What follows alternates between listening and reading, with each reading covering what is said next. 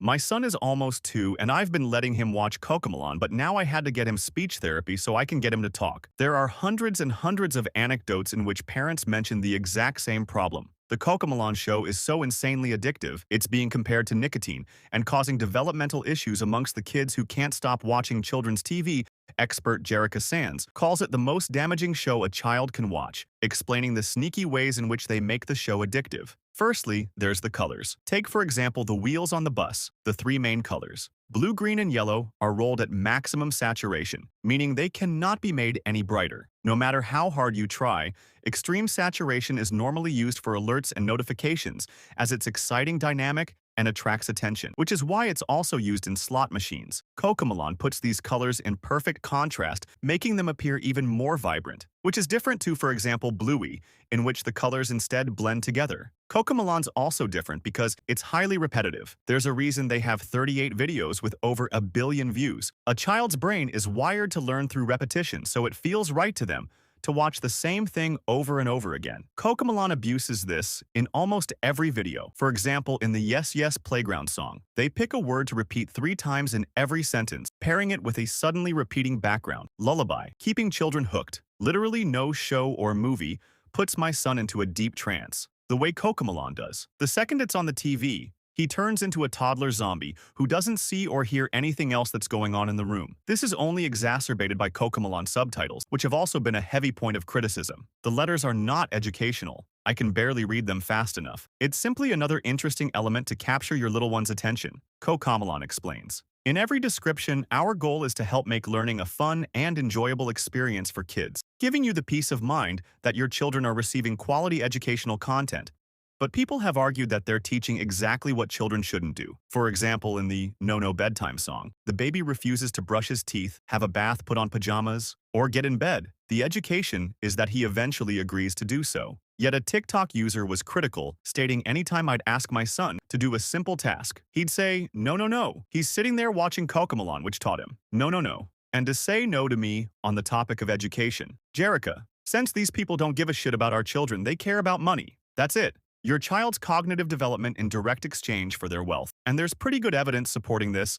A New York Times journalist visited Cocomelon's studio, discovering their number. One focus is keeping children hooked. Cocomelon's data and analytics team sift constantly through YouTube numbers to determine exactly what resonates. Should a girl wear black jeans or blue jeans? Should the music be louder or softer? Should the bus be yellow or red-yellow is the answer, as they use a darker method to ensure that they're correct. Cocomelon has a dedicated distractatron room, in which once a month, children are brought here one at a time and shown a handful of episodes to figure out exactly which parts of the shows are engaging and which are tuned out next to the TV playing Cocomelon. There's a second screen which plays a continuous loop of banal real-world scenes, a guy pouring a cup of coffee, someone getting a haircut each, lasting about 20 seconds whenever a youngster looks away from the Moonbug show to glimpse the distractatron. A note is jotted down. We can see what they're looking at, and the exact moment when they got distracted. Therefore, education clearly isn't the primary goal. Keeping kids' attention is, and this is proven by Cocomelon's most addictive element, rapid camera cutting. It's crazy how many times the frame changes on Cocomelon. It's the same type of addicting behavior that we experience on a TikTok binge. It's the quick change of frame that releases that dopamine and makes the videos addicting to watch. Count the seconds between a change of frame. Well, TikToker, the circus brain did exactly this. He firstly counts the changes on My Little Pony, concluding there's about 6 seconds between each cut. He then compares it to Cocomelon. 1, 2, 1, 2, 3, 1, 2, 1, 2, 1, 2, 1, 2, 1, 2, 1. As Cocomelon Semantics draws a similar conclusion. She found that 96% of the shots in Baby Shark were shorter than 2 seconds. She then compares 4 different animated shows, again finding Cocomelon has the shortest shots. The longest shot on a Cocomelon video was 6 seconds. The longest shot on Arcane was 8 seconds. The longest shot on Bluey was 27 seconds. And the longest shot on Encanto was 18 seconds, which when combined with every other element creates some terrifying statistics. Dr. Kristen Summer explained that when showing an infant normal video content, they'll focus on the screen just 11% of the time. However, when the video is instead switched to Cocomelon, their screen engagement skyrockets to a whopping 74%. This therefore produces stories such as this. I used to volunteer for a preschool, and they had song time. A Cocomelon video came on, and all of the tots stopped what they were doing, put down their cheese crackers, and remained fixated on the screen for the duration of the video. It was honestly kind of terrifying. YouTuber Saber Spark shared his own personal anecdote. He asked to watch a Disney movie with his two younger cousins who both completely refused and instead spent all day glued to an iPad playing the addictive show, and Cocomelon made my kid a zombie. A mother talks about her son. He would be in a daze while watching it. You could be waving your hand right in front of his face, and he wouldn't move. It was almost scary. This was also discovered by Sarah Mills 98, who explained when the Cocomelon addiction is so real that my 1-year-old can navigate the TV to turn it on by himself. However, nothing shows the addiction better than the Cocomelon TikTok trend. Parents will play the show's intro loudly and video their kids sprinting toward the television, where you can witness their mood change instantly. A New York Times journalist found something similar. The kid in the Destructotron had shown up in the midst of a tantrum, which ended the second he heard the Cocomelon theme song. It was no surprise to Wheeler, the head of research. 99% of kids, he said, if they're having issues when they get here, once that Cocomelon song comes on, they're like, life is okay. All is good with the world. Obviously, there's a reason for this. Cocomelon is so hyper-stimulating that it actually acts as a drug. And what happens when you take the drug away? Young children experiencing symptoms of addiction and withdrawal, obviously leaving them completely dysregulated.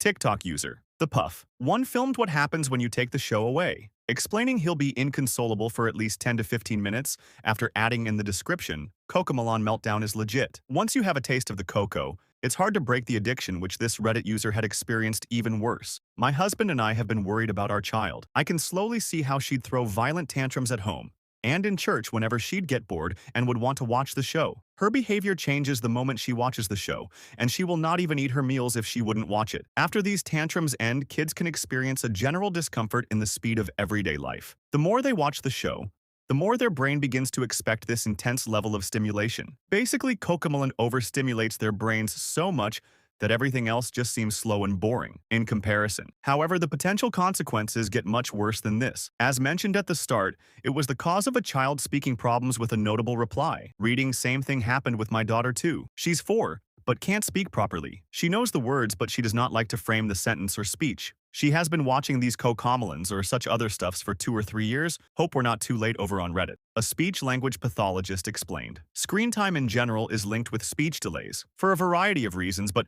Cocomelon is excessively bad. Firstly, unlike other TV shows or movies, it doesn't have a story, it's just very short clips with poorly written songs. The kids are unable to follow the plot, learn vocabulary, and see the resolution of a conflict supported by infant specialist Meg Fora. And the problem with fast-paced TV programs is we find that little ones' language development is on the Agents of Speech YouTube channel. This is again confirmed. The main problem with watching videos on the internet is that they don't know how to use the language that they learn, but he adds that 4 to 5 hours of screen time per day can make a toddler completely nonverbal. 4 to 5 hours is obviously a lot of time, but in Cocomelon made my kid a zombie. Researchers discovered that 5-year-olds who watch more than 2 hours of TV a day tended to have lower attention span and were 7.7 times more likely to show symptoms of ADHD.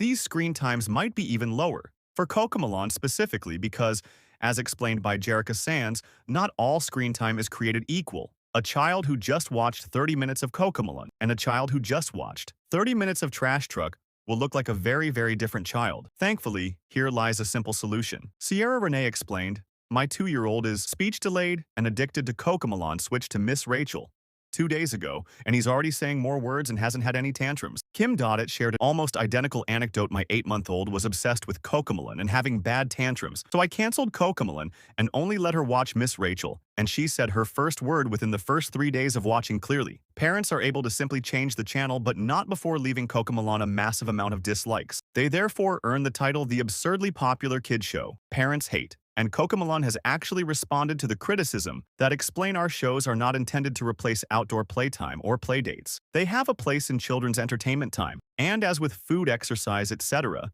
it comes down to each parent to find the right and appropriate balance for their children. Our responsibility is ensuring that the quality of the content that we produce is high and beneficial for the development of a child's cognitive and soft skills. It is worth adding that our social media communities are filled with stories of parents who experience firsthand how moonbug content helps their children. Cocomelon does have a crazy amount of supporters, but it's obvious that some of them are simply ignoring the downsides. My baby learned the alphabet and numbers from Cocomelon. She may not speak a complete sentence, but she expresses her wants through phrases. But is it Cocomelon's responsibility to ensure that babies are talking well? No, people love blaming cartoons and games for raising children, and not the shitty parents that don't step in to stop them from watching. So much Cocomelon is actually a really sad symbol of parents giving their children tablets instead of actually parenting and interacting with them. Ultimately, parents are the people who choose how much their child consumes.